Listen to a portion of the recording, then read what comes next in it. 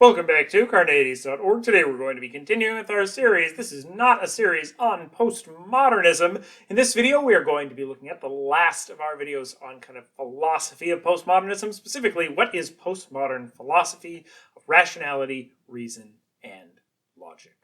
So, the final postmodern critique is the most powerful, but in some ways, one of the most challenging to defend. It's a critique of logic, reason, and rationality itself, the very foundations of philosophy.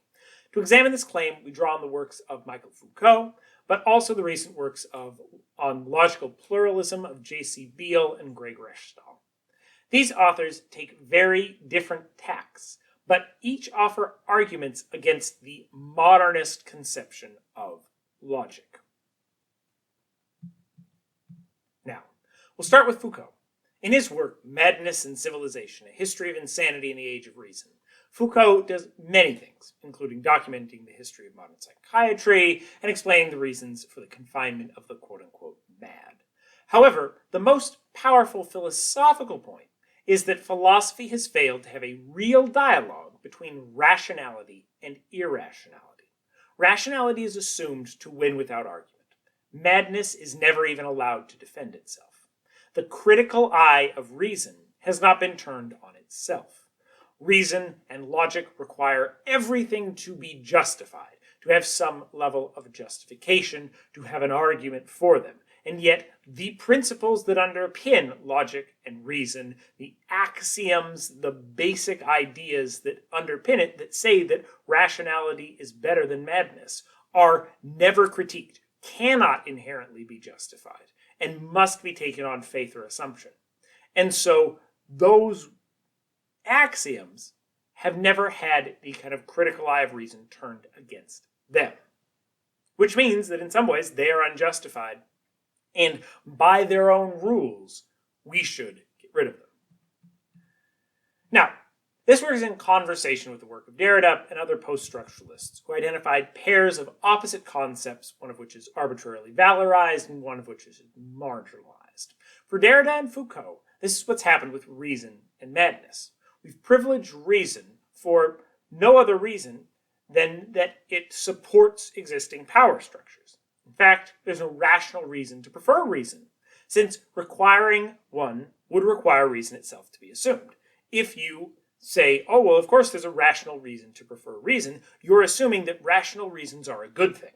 But if you do that, you're already assuming this implicit valorization that reason is a good thing, that logic or rationality is a good thing. If you drop that assumption, there's no reason to think that that rationality or reason is good or logic is good. These things are, the axioms of logic are taken on faith. In fact, there's no rational reason to prefer reason, since requiring a reason would require reason itself to be assumed. Or put another way, logic requires any claim to be proved, except the axioms of logic itself, which inherently, due to their nature, must be taken on faith. This is similar to Lyotard's point about scientific knowledge inherently being based in narrative knowledge. So, it may seem ridiculous to allow for a discussion between rationality and madness, as there would be no medium in which to have a discussion, given that rationality itself is at stake. We can't critique rationality because rationality is the thing with which we use to critique things. If we don't assume that, we can't even have a discussion. We have no starting point. There's no way to tell if something is valid, since rationality and logic define what makes something valid or invalid, wrong or right. But there's another way to think of this. What makes rationality itself justified as a means of settling disagreements? Why are certain logical axioms justified and not others? Rationality requires that everything else be justified, but has a blind spot when it comes to itself. Now, even if we were convinced by Foucault's challenges, there might still remain the question of what alternative could we present? Could the postmodernists present, even if they were convinced by Foucault's challenges to rationality? Even if rationality is unjustified, it does seem preferable to madness or to fighting to settle disagreements and violence to settle disagreements, as opposed to using logic. though validating logic based on kind of a mere preference or even ethics that it's right to settle disagreements not through violence but through discussion seems to leave logic very weak. Usually philosophers think of ethics and politics and justice building on top of metaphysics and that building on top of logic in some way. Not the other way around. Not logic being built on mere preferences. That seems to make our tower of philosophy and all of academia on top of it very, very weak. If our only reason for using logic is that we like a system that provides the same answer every time, as opposed to madness, or we like a system that doesn't lead to violence and fighting, but rather leads to discussion, then it's unclear that logic has the justificatory force that it claims to for our statements about the world, if the only reason we care about it is not because it says anything about truth, but just because it's something we like. We'd rather have a system that spits out the same answer given the same inputs than a system that spits out different answers. Or we'd rather have a system that allows us to settle disagreements than a system that leads to people dying or people fighting. And even non-classical logics. You might say, well, the problem is classical logic. Let's throw that out and go for a non-classical logic. Non-classical logics function on a form of rationality. They still have a set of axioms that's assumed without argument. They just have a different set of axioms that are assumed without argument.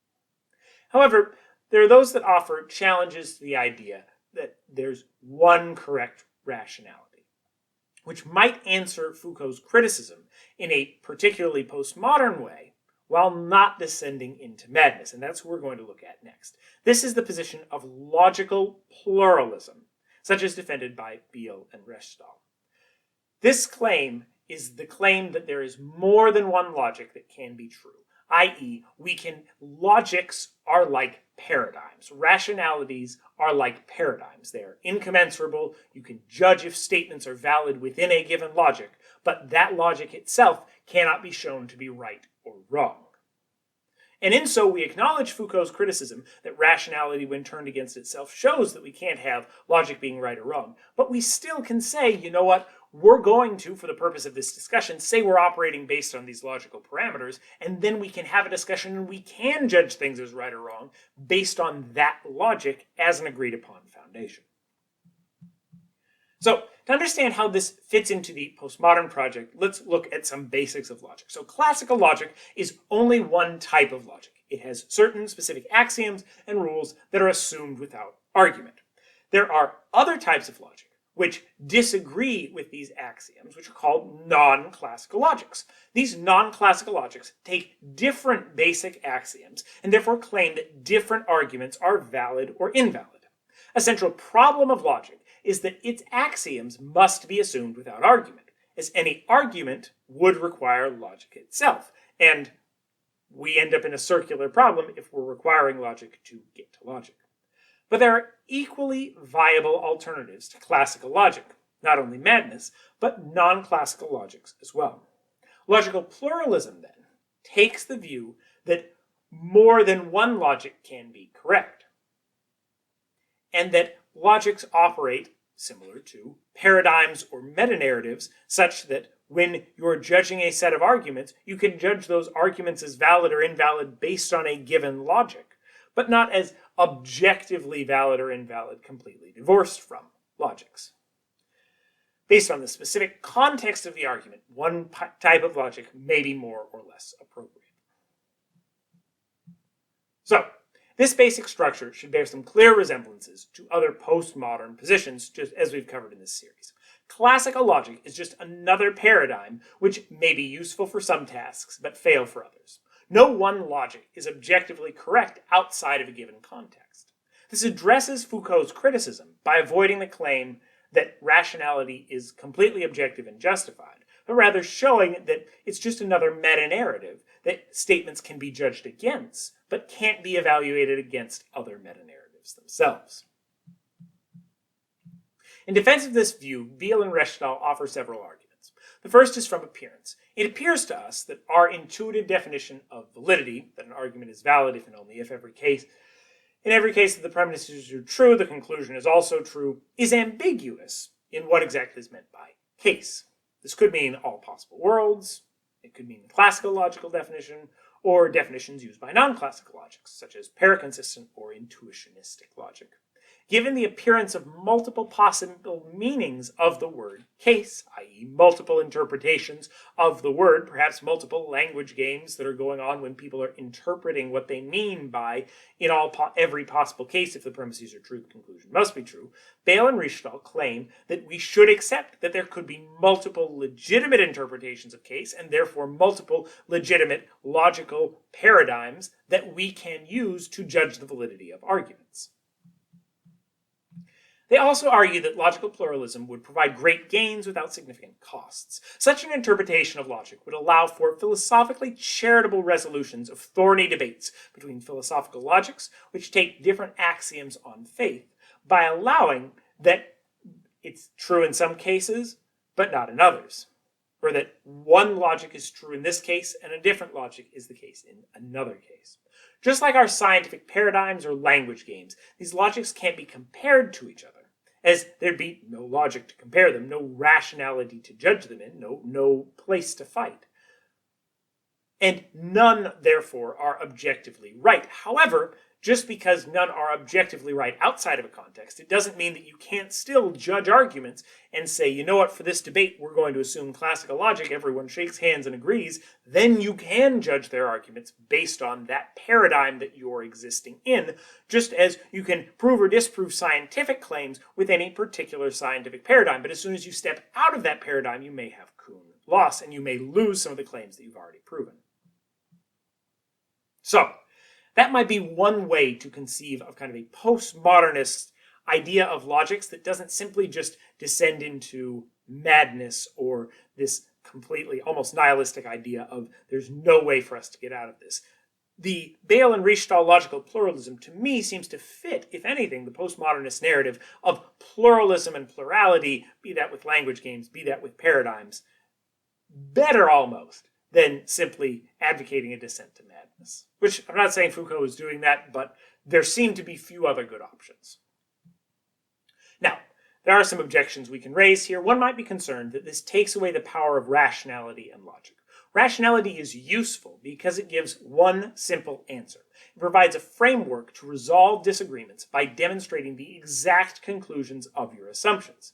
If there are multiple contradictory conclusions to be drawn from the same premise, rationality is not useful for resolving any disagreements. And so there's no point in having it. If one person can say, well, I'm using this logic, another person says, well, I'm using this logic, they come to different conclusions, rationality loses its power to settle those disagreements.